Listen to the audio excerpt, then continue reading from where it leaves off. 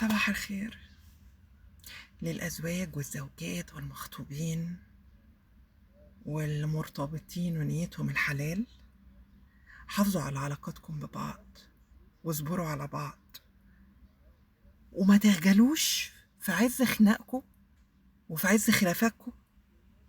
تحاولوا قد ما فيكم تفتكروا لبعض أي تصرف حلو، تحاولوا قد ما فيكم تفتكروا كلمة حلوة لبعض، تقولوا لبعض كلمة حلوة حتى لو من ورا القلب لا تصلح الدنيا وتلحق علاقة ونعمة وآية من آيات الله. انت في جهاد طول الوقت للحفاظ عليها، انت في خناقة كل يوم للحفاظ عليها، انت في حرب طول الوقت للحفاظ عليها. مفيش مشكلة ابدا حتى لو كنا خلاص واقفين عند المأذون وهنتطلق، ولقيت انت او هي في طرف مش قادر يستحمل فكرة الطلاق او فكرة الانفصال، ان الطرف التاني لو شاف ده في نظرة عين الطرف الاولاني يقوله كلمة حلوة تفكره، ترجعه، تلحقه. انا هحاول اتغير عشانك او هحاول اتغير عشانك، خلينا ندي لبعض فرصة تانية عشاني انا وانت، مش عشان العيال، مش عشان الناس. انا بحبك ومش هقدر استغنى عنك، انا بحبك ومش متخيلة فكرة ان احنا ممكن نبعد.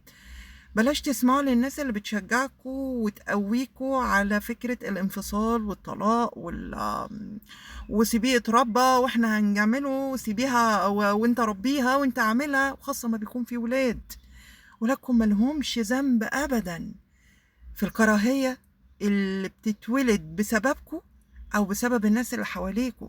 حتى لو خلاص مفيش مفر غير الانفصال والطلاق، خلي علاقتكم حلوة ببعض، خلي علاقتكم محترمة. ربنا بيقول لنا في آية من آياته في القرآن: بسم الله الرحمن الرحيم، ولا تنسوا الفضل بينكم.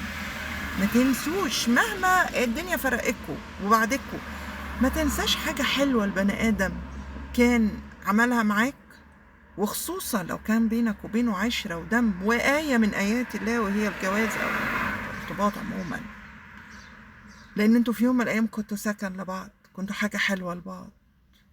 ما ينفعش واحنا بننفصل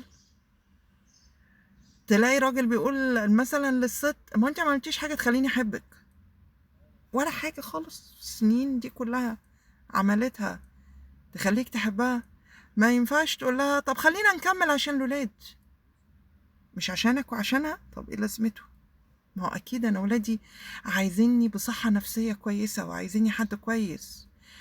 طيب بقول لك ايه، خلينا مع بعض وخلاص عشان منظرنا قدام الناس والمجتمع، انا كده كده خلاص يا سيدي، كل واحد في حاله ومش في حاله. لا، ما تكملوش، ما ينفعش، ما ينفعش يبقى ترجعوا تعيشوا مع بعض كل واحد يبقى في حاله. الحرمان النفسي والجسدي والمعنوي اللي هتكونوا فيه هو أسوأ كتير من فكرة ان انتوا تنفصلوا. يا تنفصلوا باحترام وبخير وبأدب ومش هقول حب ومحبة، تقدير، يا إما ما تخشوش التجربة من الأول. بلاش نضحك على بعض،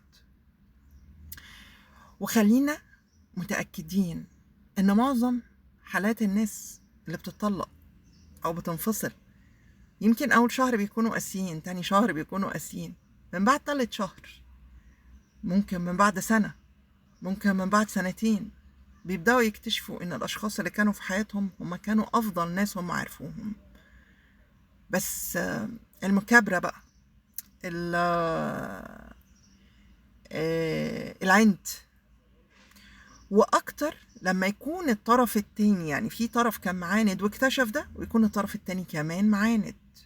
ما بيبينش ان انت كنت حد غالي عليا، ما بيبينش ان احنا كنا لايقين على بعض، ما بيبينش ان انت زعلان ان انت ضيعتني او انت زعلانة ان انت ضيعتيني، ما بنبينش ده. وفي الاخر احنا بس اللي بنكون خسرانين، وولادنا خسرانين، وبالأغلب ما بنقدرش نجيب نفس العلاقة دي تاني بنسبة 90%، نادرا، وخصوصا في زماننا اللي احنا فيه، نادرا انك تقدر تلاقي علاقة كان على الأقل بنسبة معينة هي كويسة. اصبروا على بعض وادوا لبعض فرصة. حتة الطلاق اللي بيحصل بعد شهرين 3 وسنة و2 و3، لا، اصبروا على بعض شوية. ولو الدنيا قلق قوي بلاش نخلف في الأول، نصبر شوية لنعرف طباع بعض، لأن الطبيعي إن احنا طباعنا تكون مختلفة، الطبيعي بيئتنا مختلفة. وبلاش أهلك أو أهلها يتدخلوا. ممكن أفضفض لكن محدش يتدخل. وكمان الفضفضة مش مستحبة، لأن أهلي مش هينسوا الإساءة، أنا هنساها. أهله مش هينسوا الإساءة، هو ممكن ينساها. حافظوا على بعض قد ما فيكم، وحافظوا على العلاقة والآية والهبة الجميلة اللي ربنا اداها لكم، لأن بالأغلب عمركم هتقدروا تعوضوها تاني. ربنا يحفظ الجميع ويجنبنا خطوات الشيطان. باي باي.